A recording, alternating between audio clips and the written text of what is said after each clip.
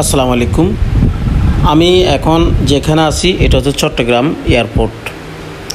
আমি আজকে এই ভিডিওর মাধ্যমে আমি আপনাদেরকে দেখাবো চট্টগ্রামের এয়ারপোর্টের দৃশ্য।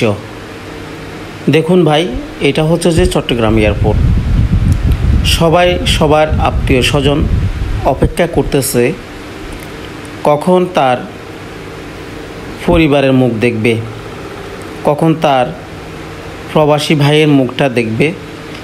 সবাই কত ধৈর্য ধরে তাকিয়ে আছে কখন যে প্রিয় মানুষটা দেশে ফিরবে, এবং যে মানুষটা আসতেছে সে মানুষটাও অপেক্ষা করতেছে যে কখন প্রিয় মানুষগুলার মুখ দেখব।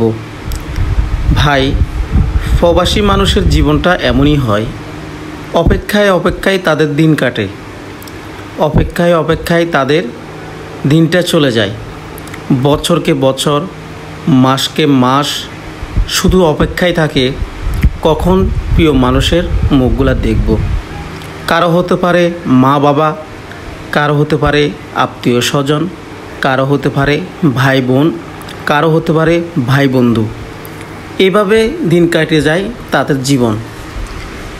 কত কষ্ট করে, কত পরিশ্রম করে এই প্রবাস জীবনগুলা মানুষ এভাবেই কাটিয়ে দিচ্ছে। আমি আজকে এই প্রবাসের কিছু দৃশ্য আমি আপনাদেরকে দেখাতে যাচ্ছি। এই যে দেখুন, এখানে প্রবাস থেকে যারা আসতেছে অনেক বৃদ্ধ মানুষ আছে যাদের বয়স 55 থেকে 60 বছর।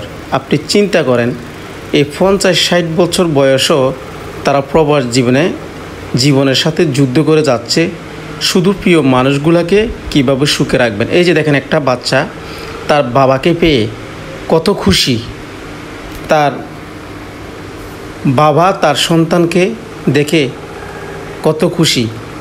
এই দিনটির জন্য বছরকে বছর অপেক্ষা করেছিলেন, অবশেষে তার আশা পূর্ণ হলো। যখন প্রবাসীরা যখন এয়ারপোর্টে আসে, আত্মীয় স্বজনের মুখটা যখন দেখে তাদের মনটা বড় হয়ে যায়।